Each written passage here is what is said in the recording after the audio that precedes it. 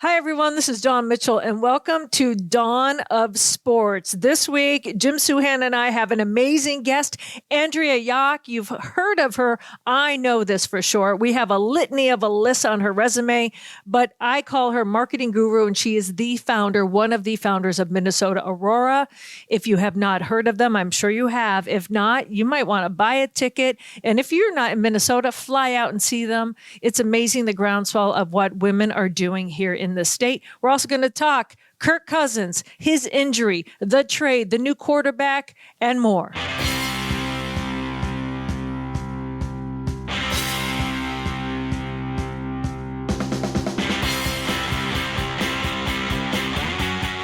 So we've had great guests already on Dawn's show. Today we're going to have a guest spend the entire show with us because she's a friend of ours and she knows everything about everything, and she might as well chime in and tell us we're wrong whenever we're wrong. Andrea Yoch is our guest for this show. She's going to join in as we talk about the Minnesota sports world, and then we'll talk to her specifically about Minnesota Aurora and women's sports later in the show.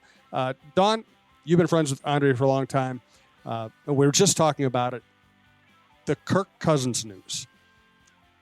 I've been doing this a long time. I have a certain amount of scar tissue built up. I have a certain amount of emotional distance I place between myself and my subjects. I'm not a fan. I'm not going to go break down when the team loses a game.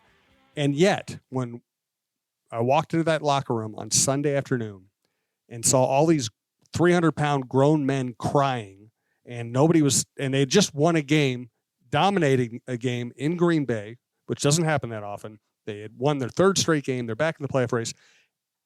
And it really felt like a funeral. And I felt sad. I usually don't have that reaction to the sports, the teams I cover. I felt sad. I was wondering what each of your reactions were.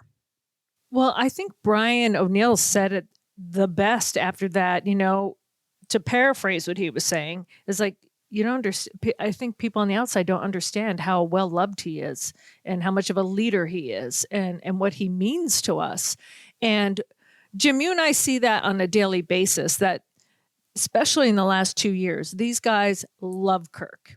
And we got to see a little bit more of his personality emerge under Kevin O'Connell and it's not just, he coaxed him out and Zimmer couldn't. Kevin's and Kwesi's, their whole vibe with the whole team is different. They don't speak down to each other. They don't cuss each other out. Like, there's just some gentlemanly rules that people are, and there's been a difference in the locker room and in the whole organization, I would say. But with Kirk specifically, he's blossomed.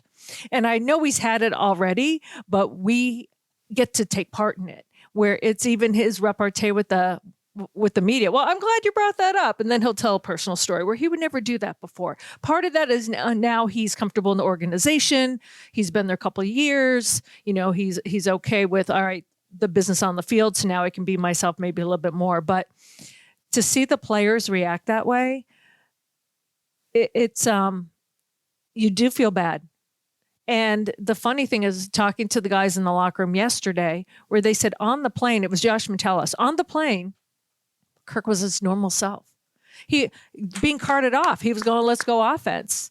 And he said, that's how I was on the plane. I talked to him a long time and he was upbeat. He was the same. And he said, and that's Kirk. Like, through anything that's a challenge, through anything, he is still the same guy.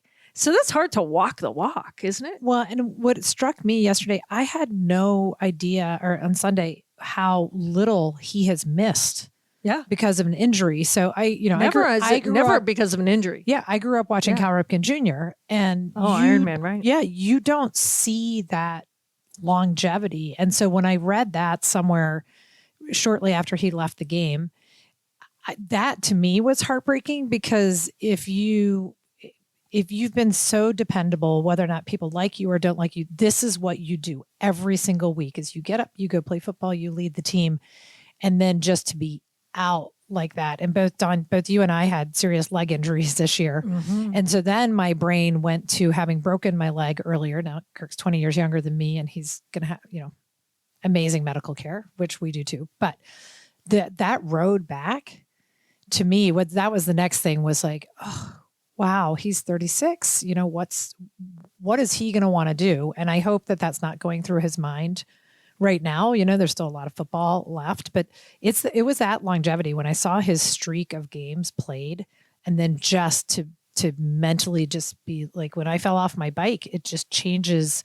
You think you're going out Saturday night, next thing you know, you're at TCO emergency, getting x-rays. And so thinking about what Kirk maybe had planned for this week, he talks a lot about taking his kids to school. It's like, you're not driving anywhere for a while.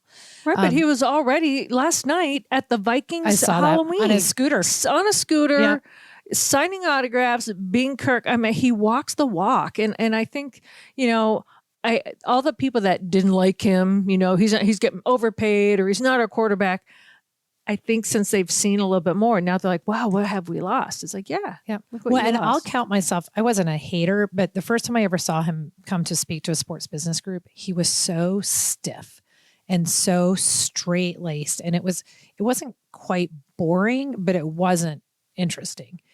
The last time I saw him, probably last fall, he was so funny. And I was like, is this actually the same person? He was cracking jokes. He told the group, I think his Culver's is his go-to after game meal. And he was talking about the double cheeseburger, large fry.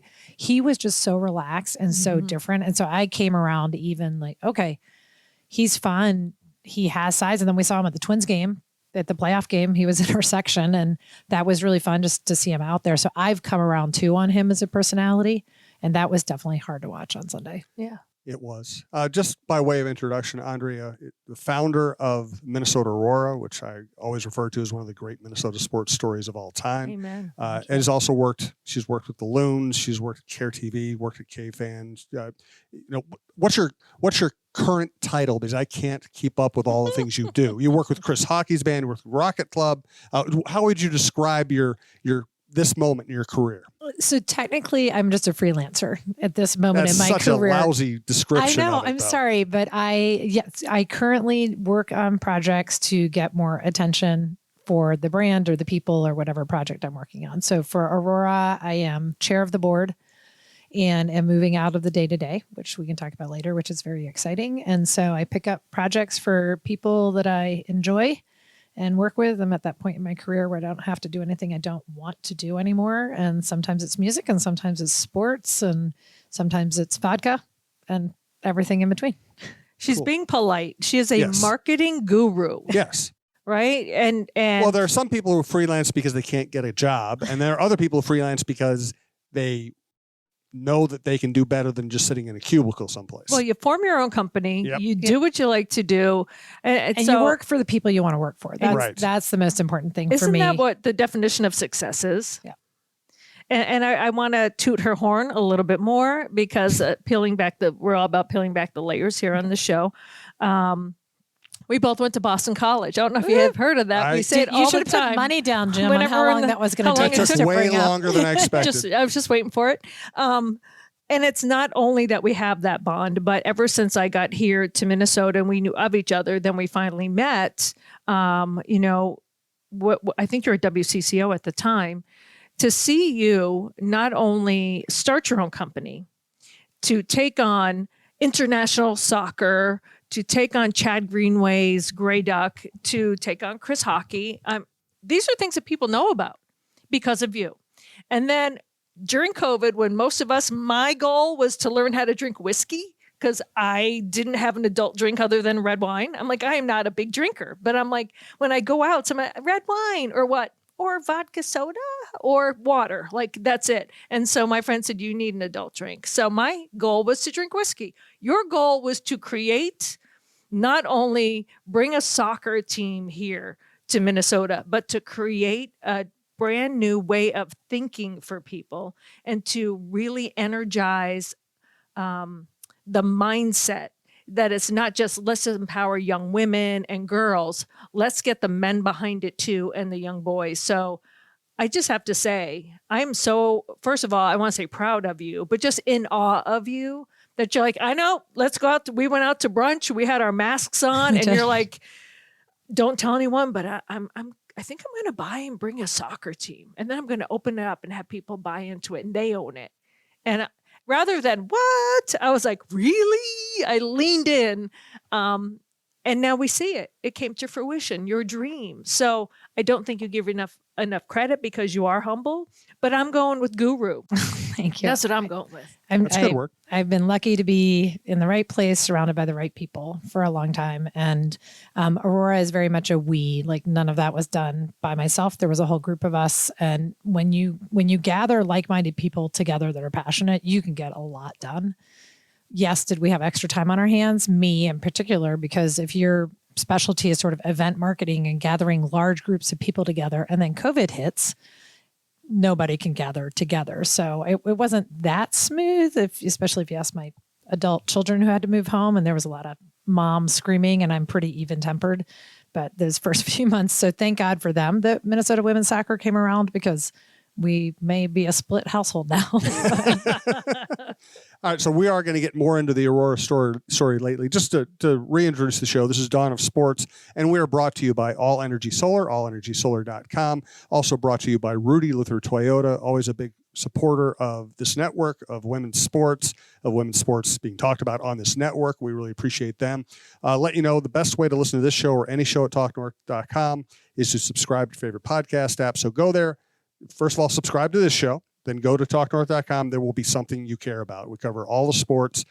We have outdoor shows. We have variety shows. Pretty much cover everything, and we keep growing, because you listen and you support us, and we do appreciate it. Brandon Morton is our producer, as he has been for so long, and we've had great guests on this show. Before Andrea, we had Chad Greenway, Jim Cott, Jack Jablonski, Mark Rosen, Mike Tirico, and we have a bunch of great guests lined up. Laura Oakman was last week, and as we promised, we wanted, we had a few people we wanted to knock off, but now that we're well into this, sounds really vicious. That probably didn't phrase it particularly right. I mean, there are people. It is Halloween. There are people I would knock off, but the people I would knock off are not the people we've had on the show. So I probably misused the phrase. Do I need to go get some protection in here? Yeah, well, no, it's not you. Everybody in this room is safe, at least for now.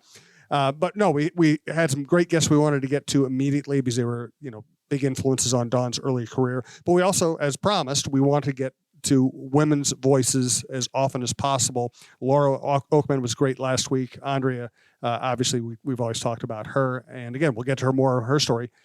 Back to the Vikings. We are talking here right before the trading deadline on Tuesday afternoon. Mm-hmm. And the Vikings traded for Josh Dobbs. They basically exchanged low-round draft picks with Arizona to get a quarterback who is at least more experienced than Jaron Hall. They also traded Ezra Cleveland for a low-round draft pick, which is a sign they really like Dalton Reisner, and a sign they like Ed Ingram more than I think most of us thought they should like Ed Ingram. But I do think he's played better. I hated the way he played last year. He is getting better. The offensive line's getting better. He's young. And he is young. Sometimes young people don't get any better. That's the catch. But in his case, I actually think his second year he is getting better. And you bring up Dalton Reisner. I really, the last couple of games, I really love him as a person in terms of how he's fit in quickly with the players. But that's when you're seeing Kirk have more protection. That's when you're seeing the run game the run game, let's be honest, is not on fire. It is not. Which is still a problem not. when your starting quarterback goes down. Yes, it is. And you need to run the ball. That Sunday we were like watching the game and it was happen? like, why are you guys throwing the ball right now? Yeah. Like, please Right. run it. But if the run game's a problem, that's not a solution. So it'll be interesting how they, can do that. So, and if you're going to have a guy like, I don't know much about Josh. All I know, my 24-year-old who's in about 5 fantasy football leagues texted me when the trade went through, super excited. Really? So if the 24-year-old fantasy football mind is any indication, then Josh has him excited. Well, he's probably a better fantasy player than a real player. He's, in fantasy football, running quarterbacks have an edge. That's true. And he's athletic. I think he's smart. I think he's athletic. He has experience. Now, his statistics are not good. I think he was about to lose his starting job in Arizona, and his team is bad. So this is not a savior. To me, this is a very good job of the Vikings of avoiding either extreme. If they had traded away major assets to get a quarterback, then they're screwing themselves for the future. If they had not brought in another quarterback, then they're handing the season to Jaron Hall who hasn't played in the NFL and might not be ready to play in the And who NFL. most of us didn't even know his first name Right. until he stepped out onto the field on Sunday. Yes. Well, So you can also ruin a young guy by putting him in that situation and not bring him along. We've if he's seen not that ready. in the league. Yes. Exactly. So I think they did a nice job of not mortgaging the future, getting somebody who can play the position, who will give them a fighting chance.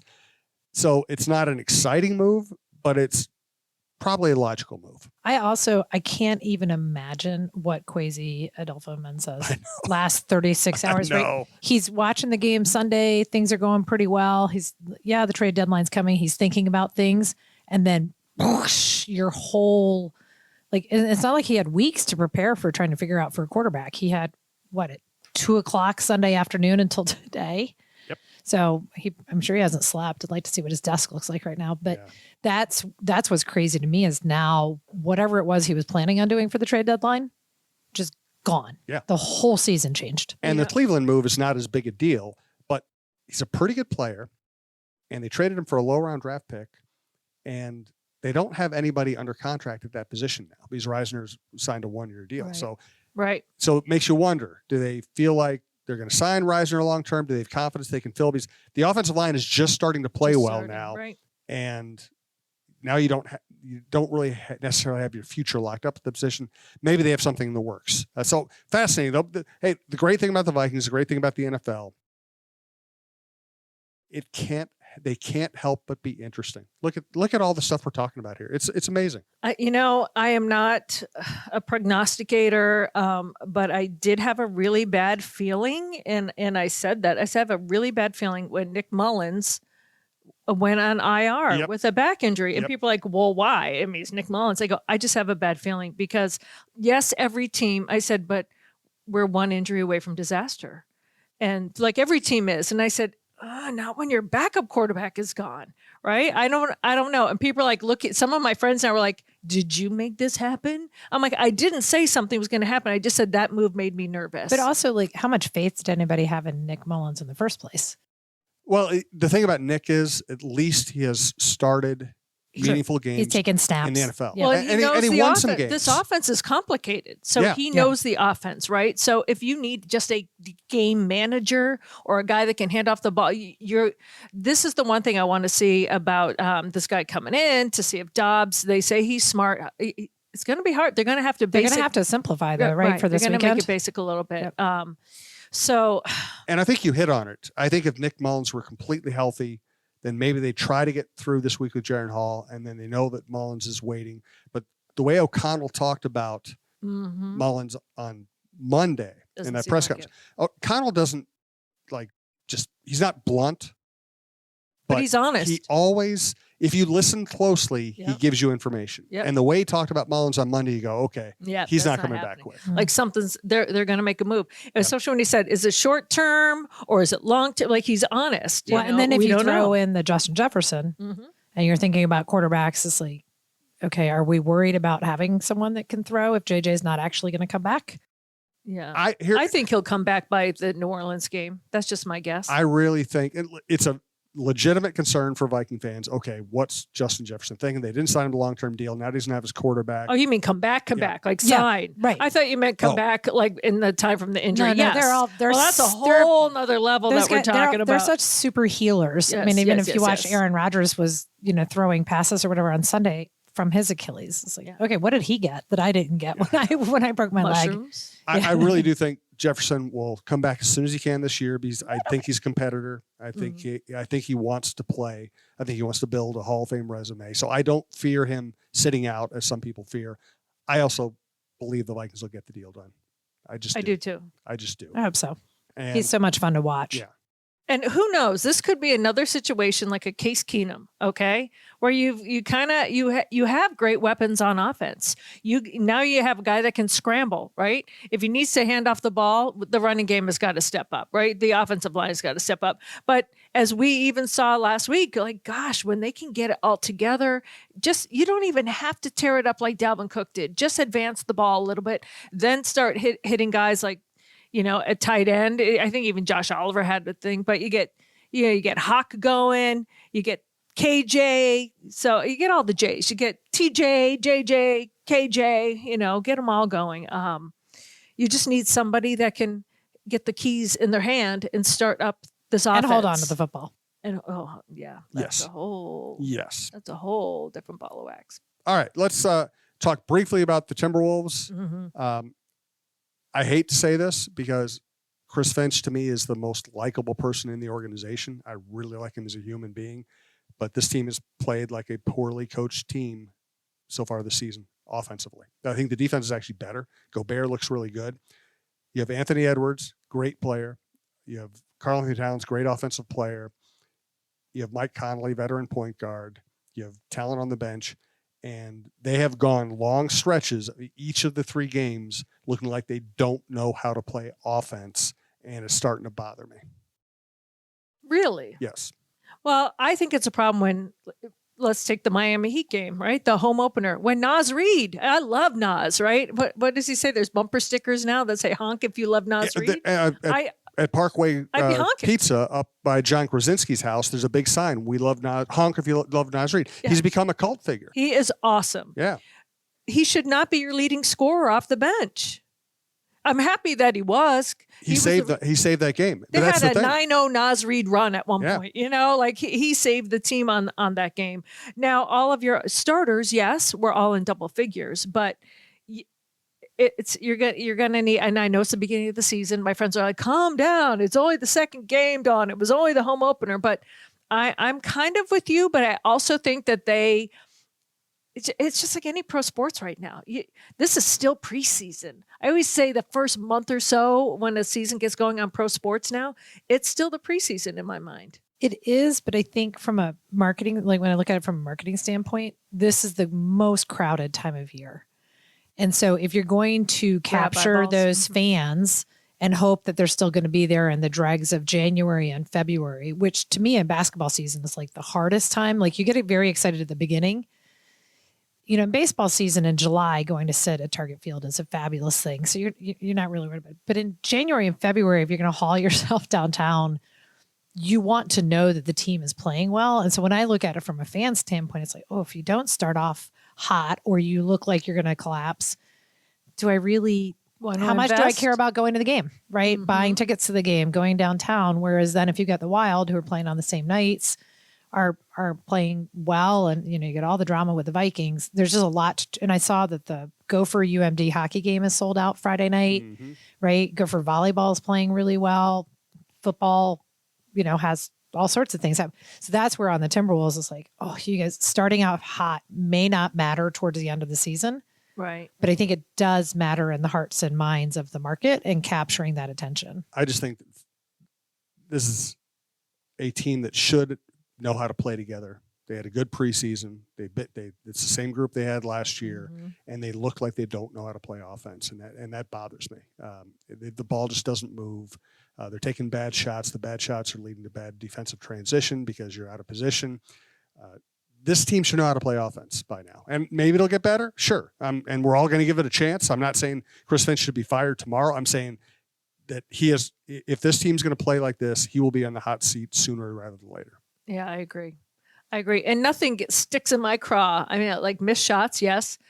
Do not miss free throws. I played high school basketball. And if you missed a free throw, you ran. But did you feel the same way about the extra point, though, in football? Like, every time we miss one, I'm like, well, but see, it's all you have to do all week is practice. There's no wind, right? You're there's no wind, there's no holder, there's no snap. There's nothing, right? There's no rush. That's just you. Yeah. And you it's inexcusable to me on the NBA level. That's what I always say. And I'm like, doink, what? A lot going on in the world of hockey. The death of Adam Johnson. And I had 2 immediate reactions. One is, this is a tragedy. And the other was, I can't believe it doesn't happen more often. You have people just flying around with skates in the air all the time. I'm just shocked. I'm happy it doesn't happen more often, and it doesn't lessen this tragedy, but I'm just shocked it doesn't happen more often.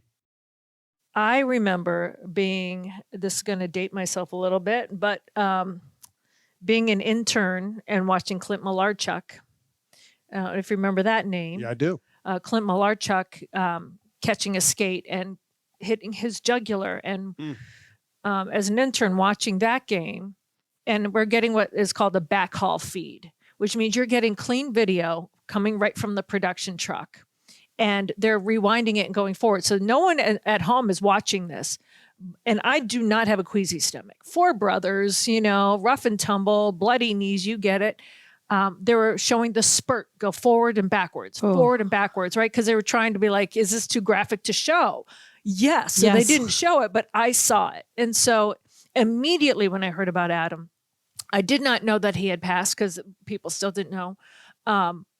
I was queasy all over again because I remember I almost lost my lunch watching that back and forth. I had to excuse myself from the room.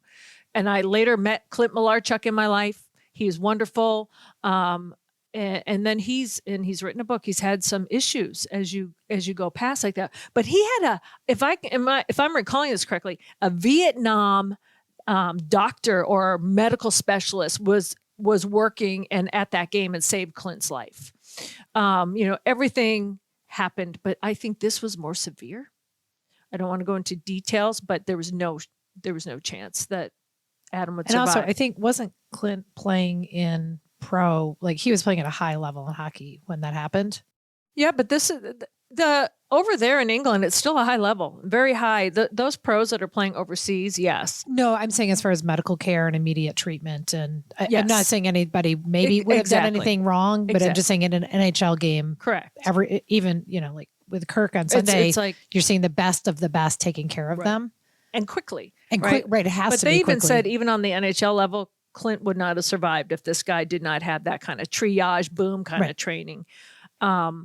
What I am upset with, and we talked about, we're going to bring up a thing called FTG going up. And this reminds me, Jim, this is what I'm talking about. The group of people, because yes, the guy that hit into him, they're kind of having it was not a good play, but that's hockey, right? That's just hockey. The groups of people, so FTG to the groups of those people that are on this guy and blaming him for his death. Now, and also want a criminal investigation launched. I was like, they're playing hockey with Playing sharp hockey. skates. And like to Jim's point, I am amazed that it does not happen more often. You see the goaltenders, they all have like it's not even all of them, but they'll have that little plastic plate or that comes down. But the players don't. They didn't even want to wear shields for the longest time. Well, when I interned for the North Stars way back when, no, they weren't wearing face shields. She has worked for everybody. I have She worked has? for Everybody. It's because I can't keep a job. But I can remember them. Nobody, Bobby Smith would come off the ice, no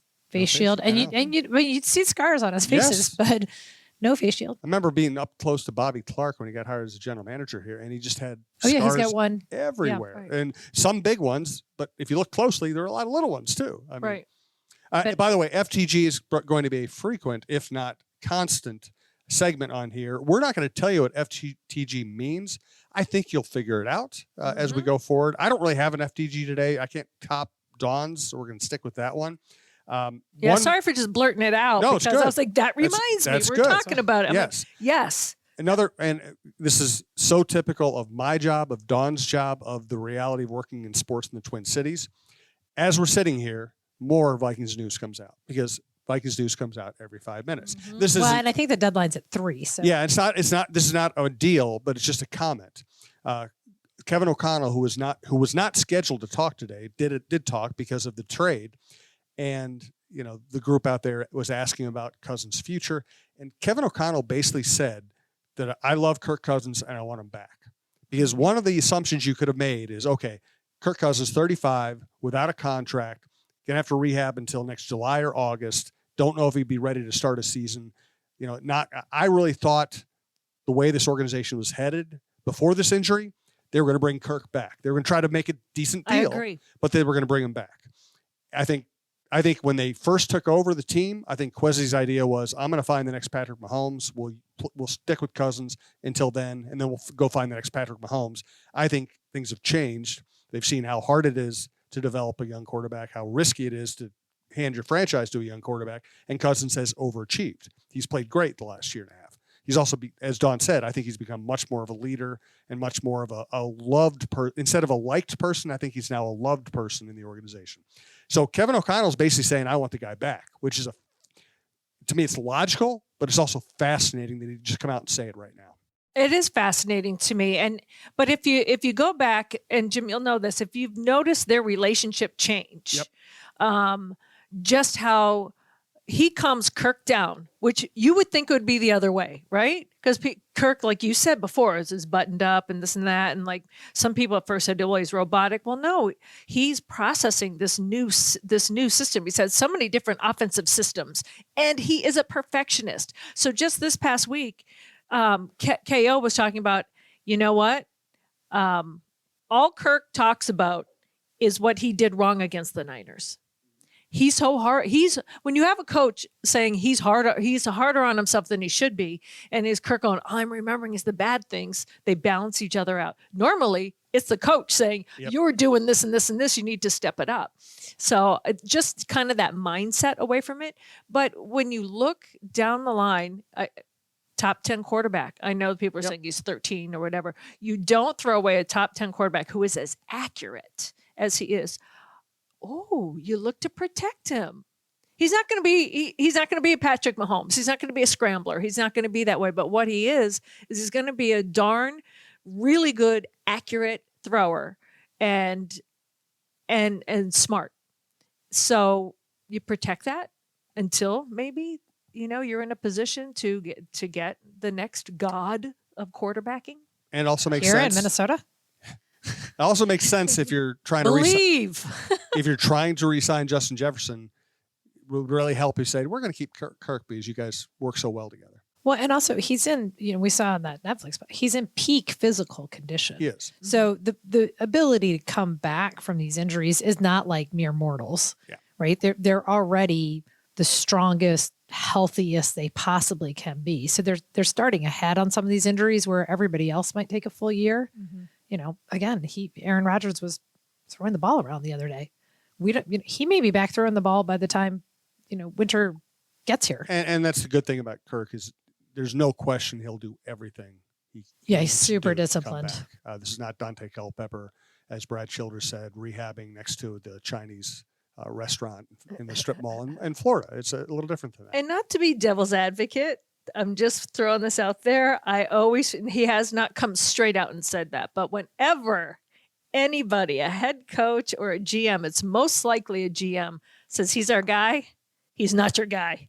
Whenever someone goes, oh yeah, I love so-and-so, blah, blah, blah. They're always let go. They're always fired or they're always traded. When Jim said that, part of my mind did say, okay, that's the important thing for Kirk to hear today. Yes. He has a long road ahead of him, right? So if you're the head coach, you're managing morale, you're trying, right? You do say that today. But I did actually think that too. It's like, well, let's see what he says in May. I'm like, please don't say that. That's a kiss of death. And I'll say that in the sports office all the time. Like, nope, he is our guy going forward. I go, he gone.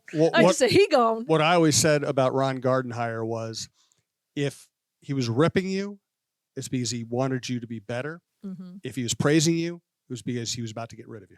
Ooh, interesting. His tell was that clear?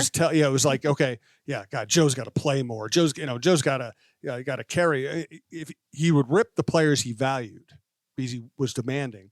If he said, "Oh man, I tell you what, that Trevor Plouffe, he's playing great for us," it was like I've given up trying to make him better, so I might as well just compliment him before we get rid of him.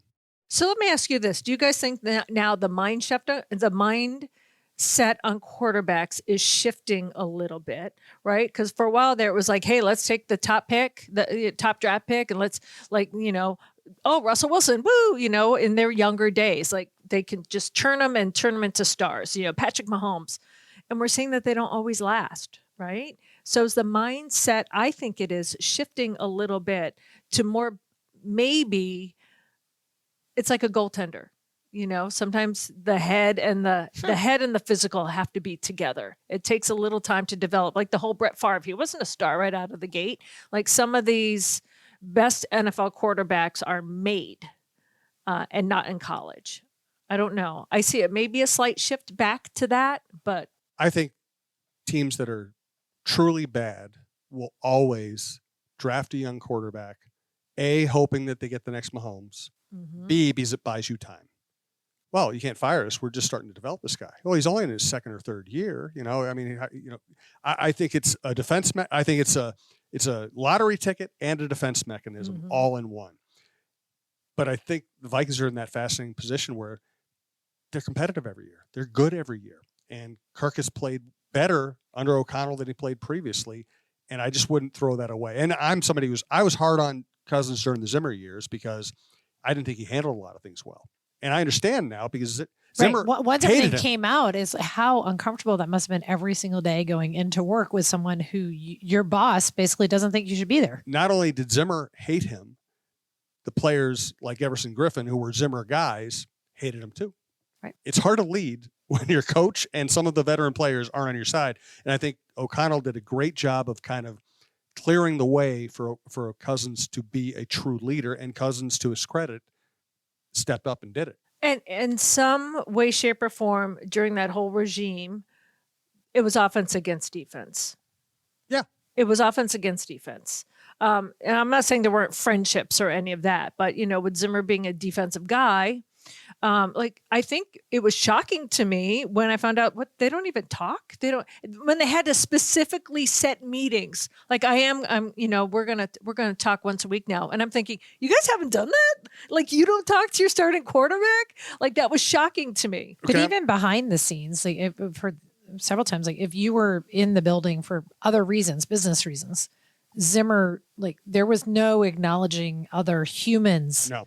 In the building. Whereas, when I go over there for meetings now, if you don't run into KOC in the hallway that often, but if you happen to be passing, he does acknowledge, he says hi. Yes. He'll say good morning. He's a nice guy. It's not an uncomfortable workplace. And at the base of it, if your workplace is uncomfortable, you're not going to perform. Nope. And I'm going to tell, we have an occasional segment called What They Don't Tell You, where we tell behind the scenes stories. I'm going to tell you this one. I've heard this through several people in the Vikings organization. So like Zimmer's last year, I think it was Zimmer's last year. They're playing Detroit at home. My Sunday morning column on the Vikings is, they lose this one, they're going to have to fire everybody. I mean, they were just at the point where nothing was working. The atmosphere on the team was terrible. The Lions weren't that good. If you're going to lose this one, it's over for everybody, right? First of all, I was told that people in the Vikings media relations department made sure that none of the brain trust saw my column. They didn't put it in the clips package they usually put out. They didn't want anybody reading it. But Kirk saw it.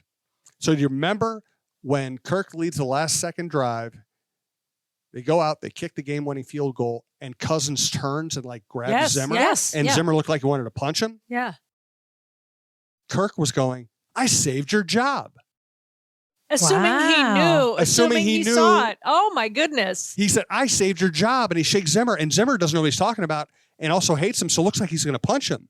And then has to realize that I'm on national TV. I better not punch my quarterback. And he settles it down. But Cousins was referring. He was excited. He was like, I saved your job. And I'm sure he was partly saying it like, hey, we won the game. Partly of, give me some freaking credit, jerk. Right. It's funny. Kirk reads everything. Yep. And let me I did not have to work for Mike Zimmer. I liked Mike Zimmer. I got along with Mike Zimmer. So from all the stories that come out, I'm in the minority, and maybe because my dad is from Brooklyn. I'm not saying my dad is like Zimmer, but I've known a lot of Brooklyn tough kind of person that it doesn't scare me. Like I know you're not mad at me, so I'm going to say whatever I want. But things maybe it should have bothered me more. But if it were directed to me, I probably wouldn't like it. No, but with that said, I remember that. And now that you say that, because Kirk does not have a mean bone in his body, so that all makes sense now. Oh my goodness. Yeah. Okay. Now we're going to talk to Andrea about Aurora and some other women's sports issues. Once again, we want to thank Rudy Luther Toyota, longtime sponsor of the podcast and the network. Ready for a women-forward car dealership? Rudy Luther Toyota empowers their many women on staff in sales, management, and service. Whether you are looking for a new Toyota or pre-owned vehicle, Rudy Luther Toyota has something for everyone. Every vehicle comes with a Luther Advantage. 10 cents off fuel and car wash discounts at holiday stations, Luther Advantage warranty, and 5-day return policy on pre-owned vehicles. Located just 5 minutes west of downtown Minneapolis, off 394 and General Mills Boulevard. And they're also hiring. Want to join the team but don't know where to start? Visit RudyLutherToyota.com today. Also want to let you know that all energy solar panel installations are done right and made easy thanks to more than 14 years of experience in Minnesota and beyond. All Energy Solar is ready to take any solar project from design to installation and everything in between. That refers to home, business, or both. Find out more about going solar at allenergysolar.com/coach, or just go to allenergysolar.com and learn everything you need to know about solar. We're all headed in that direction. Also, we are just building this show as we go, and it's been a blast. If you know anybody who wants to get in early on the ground floor of sponsoring this podcast, reach out to our great sales executive, Karen Cleary, KCLEARY at talknorth.com. And now, Dawn, why don't you start the conversation with Andrea? Andrea, I've been so excited to get you on the show because it's dear for me, and Jim's on the same page with me, why I wanted my own podcast and to have Jim basically be the anchor and the lead for it with me is I want to empower women without excluding men. There's so many people that I want to empower women. I want to have the women's voice, and they diss men. And I have come from a home of 4 brothers, no sisters. I love my dad. I think men are inherently amazing. So I never want to alienate the men by thinking, hey, the sisterhood. And every time I think of someone who thinks along the same lines as me, you come to mind. And we've had discussions like this that haven't been on air like it's going to be right now. But I wanted to have you on, Jim wanted to have you on, because to have men like Jim and Brandon, our producer, to support women and are not afraid if a woman has an opinion, not afraid if a woman stands up and says something, not afraid if, like, oh, God forbid, she may say something that may make you a little angry. It's important. It's important to have a strong voice. So I wanted your strong voice. And also, yes, I call you a guru, but you're educated, and you started in sports, and people would be like, well, why is she? I mean, at Boston College, you're a sports writer and an editor, and you and I share a mentor, early mentor, in Jackie McMullen and a few other people. Jackie's great. But she was amazing. We come from that Jackie McMullen school of thought. Yeah. But along the lines of men, if I may embarrass Jim for a moment, he knows this. So when I was at KFAN way back in the day as the only female, I got sent to spring training for 2 weeks.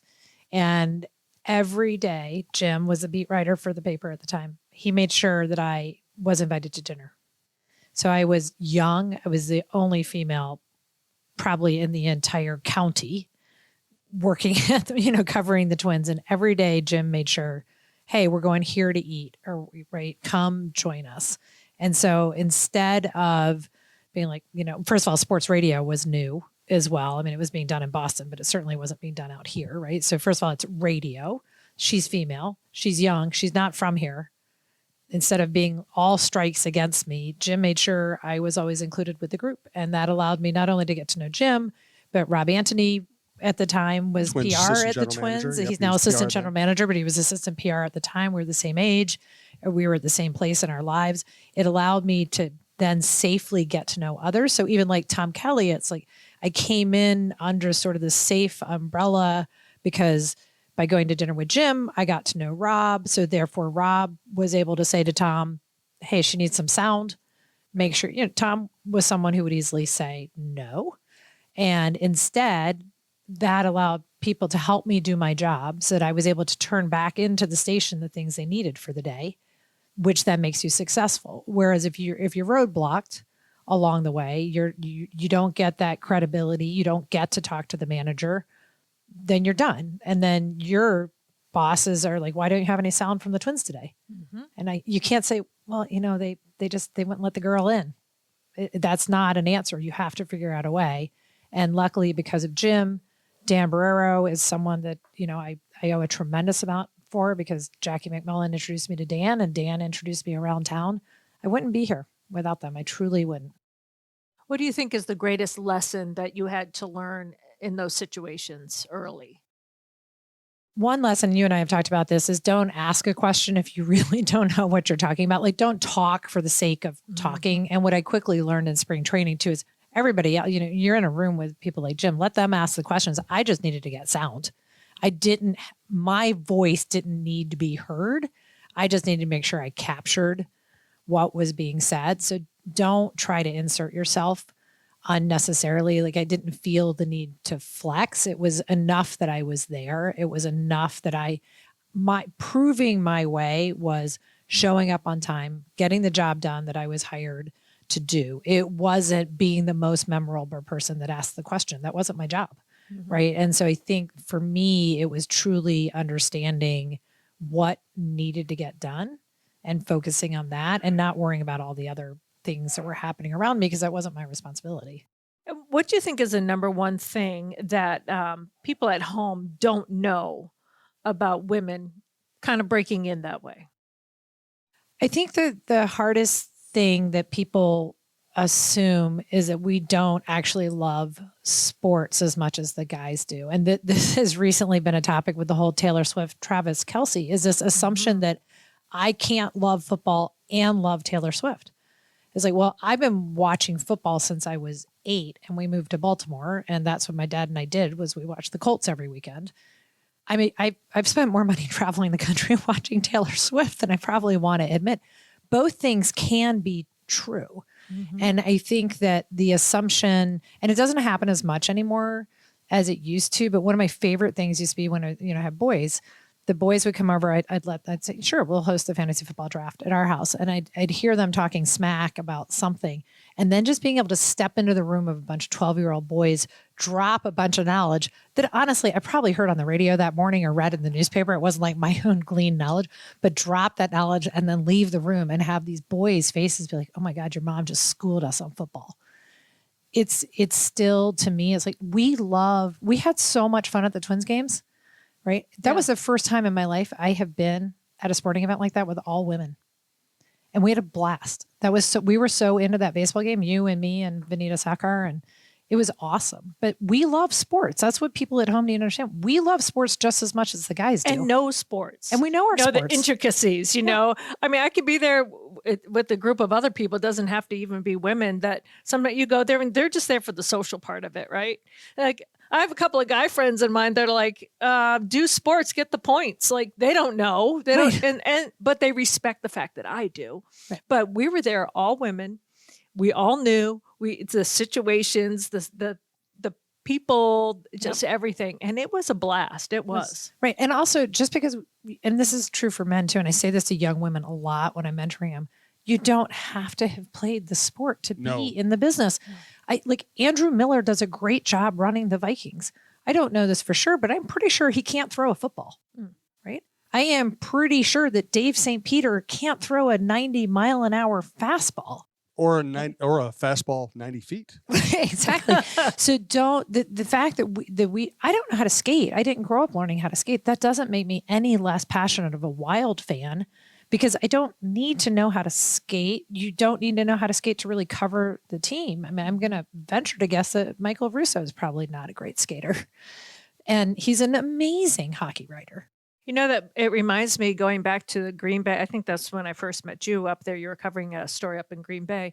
And you say it was I met you beforehand, right? I thought we met in Boston. The funny thing, you were talking about Rob Antony. I remember being out with a group of Twins people in Boston. That is, oh my gosh. And it was like me and Rob Antony and maybe Mike Herman and maybe another writer or two. And I thought you were Ramsey, and you were in the group. Oh, Ramsey. Oh my goodness. I haven't thought of him in so long. I just had a brain explosion because I'm like, okay, I know I've met you before. And then we re-met when I was covering the Packers when I was in Milwaukee. But yes, because that was so weird for me because I was working behind the scenes with CBS, but I was doing some freelance all at the Red Sox and, like stage managing and doing all that. But yes, because Jim was part of the broadcast team and also Tim Scanlon. Tim Scanlon and I were friends. Midwest Sports. Yep. Yes. Tim Scanlon, who went on to be such a big guy over at ESPN and now is with Octagon as an agent.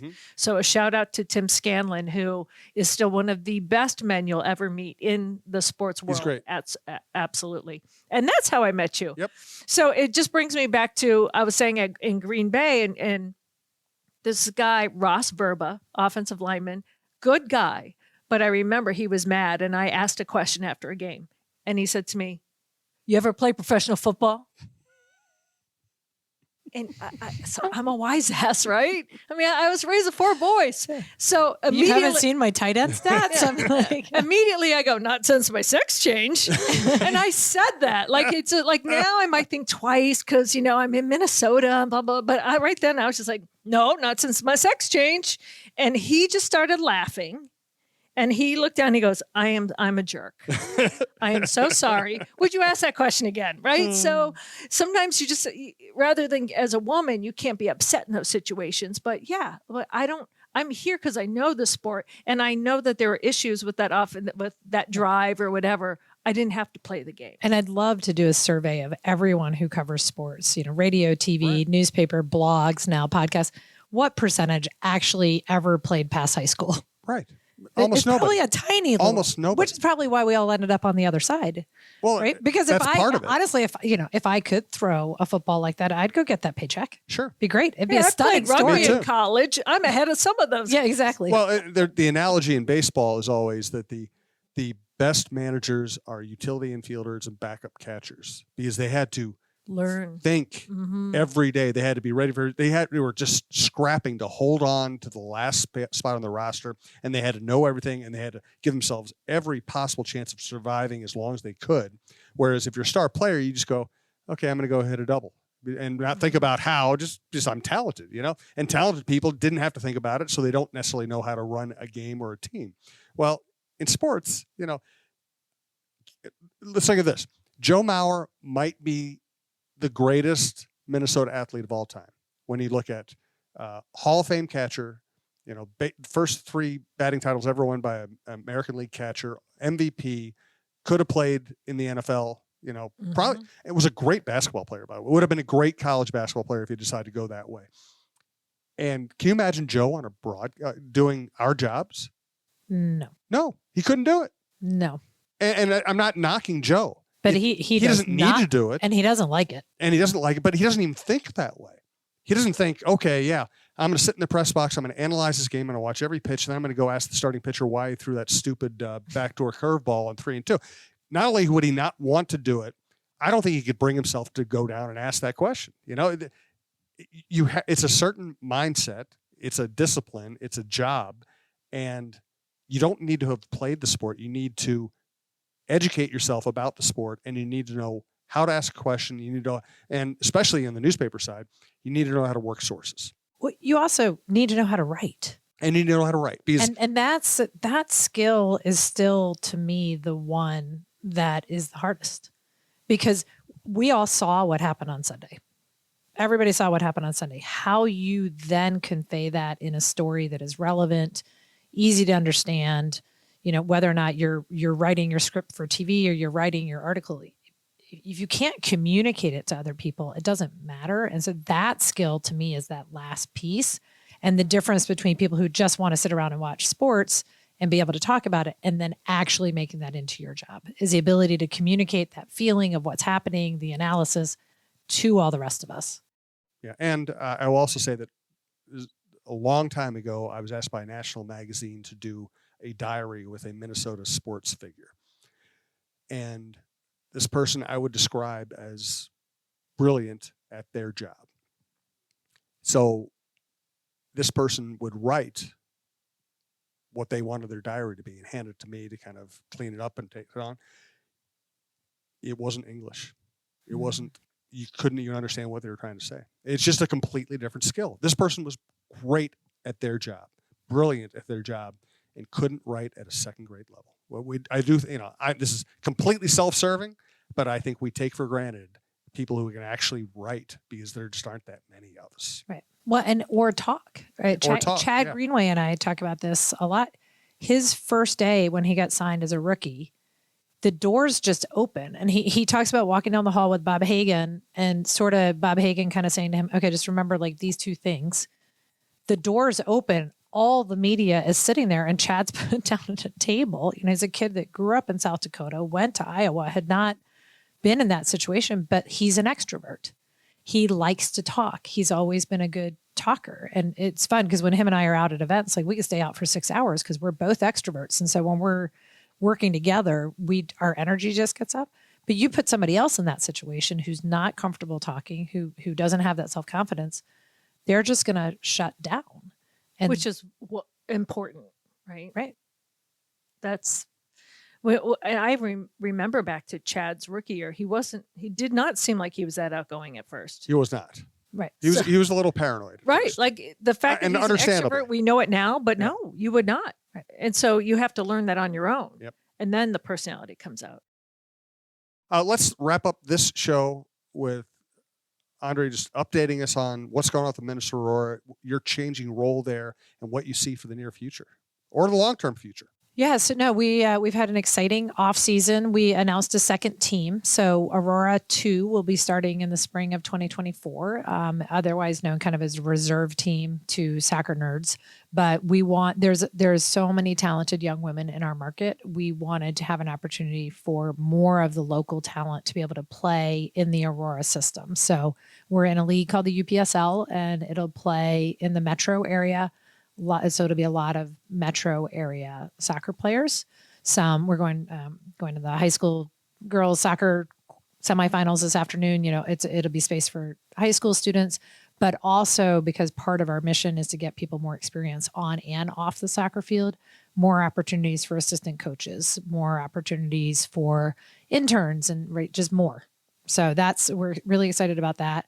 Our head coach, Nicole Lukic, is now full-time. So she was year-round part-time before. She's now full-time.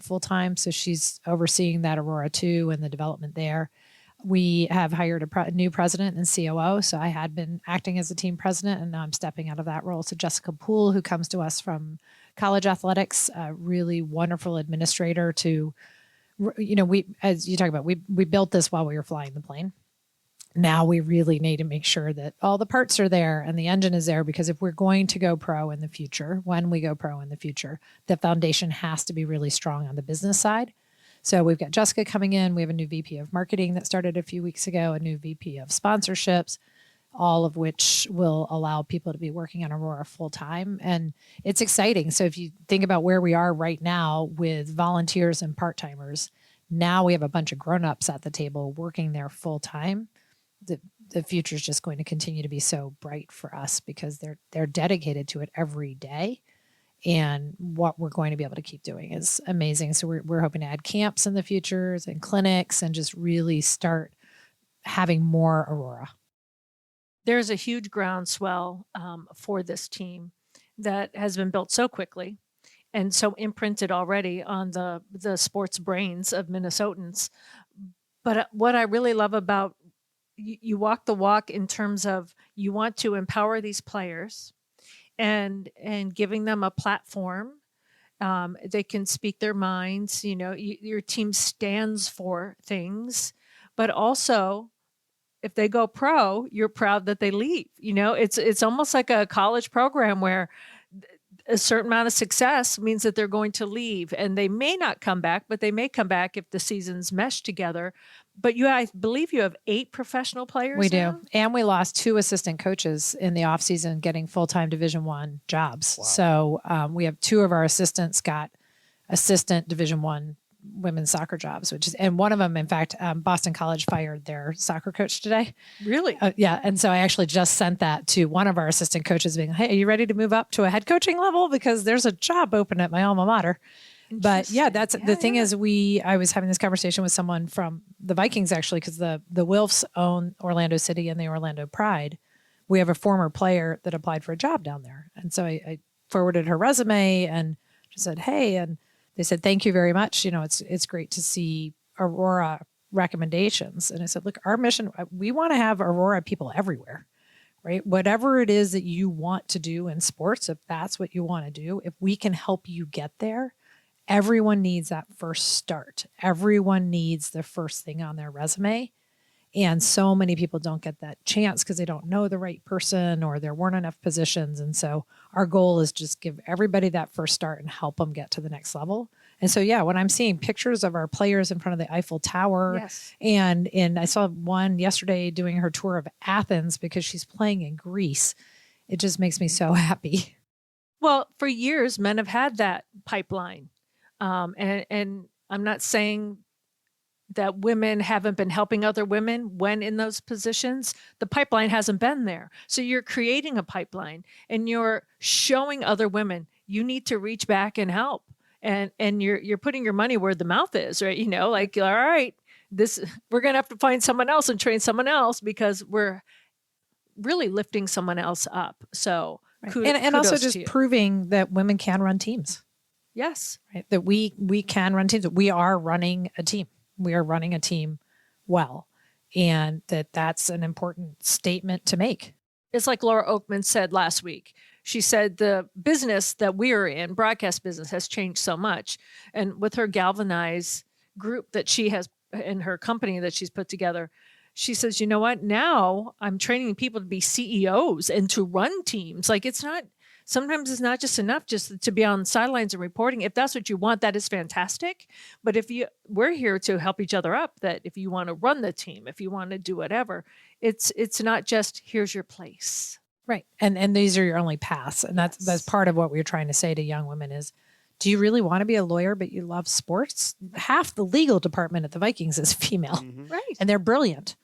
Right. It's like, no, there's all these jobs. Do you like sales? Do you medical? We had our team doctor is a female. One of our players shadowed her this summer because she wants to go to medical school and be an orthopedic surgeon. And so she just shadowed Dr. Hikas. Can we give a shout out to Dr. Hikas, by the way, who has put my knee back together? And my leg. Your leg. Jerry had a busy summer. Jerry Holt, Star Tribune photographer. I mean, we're just spreading the wealth, but whew, amazing. Yeah, she's very rare in the orthopedic surgeon business for sports is a female like that. And she's wonderful.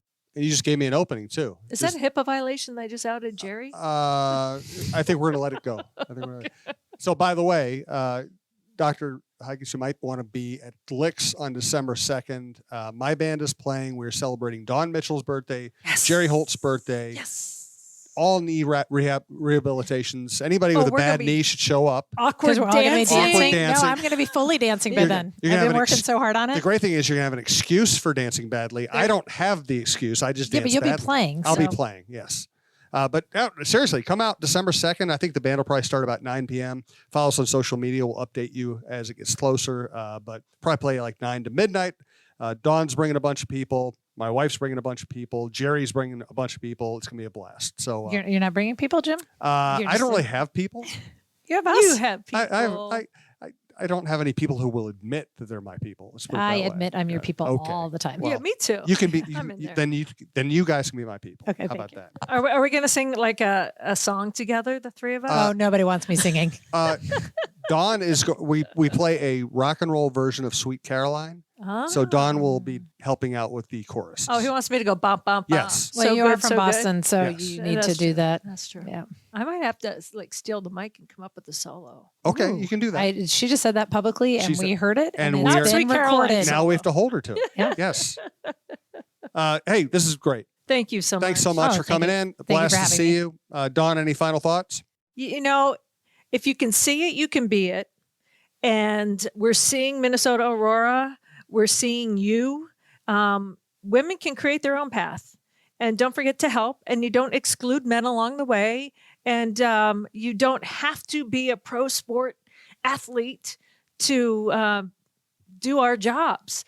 And I just want to thank you so much for walking the walk, talking the talk, putting your money where the mouth is, all those cliches. You are it to a T. And I want to thank you because I'm so proud of you. And everywhere, I've got family wearing Minnesota Aurora stuff out there saying, there's a what team? A where? And what are they doing? And how many people showed up? It's amazing. Oh, thank you. We would not be here without both of your constant support, like never ending willingness to hear our ideas and talk about it and support us. So thank you we're both. doing Minnesota Moments now every show. Minnesota Moments every week. We're going to talk, we're going to have a segment on women's sports in general, but then we will also add in the Minnesota Aurora Moment. Just a great way to keep reminding people what's possible. That's awesome. We got girls soccer championships coming up now. So we'll see what happens in the state. Woo woo.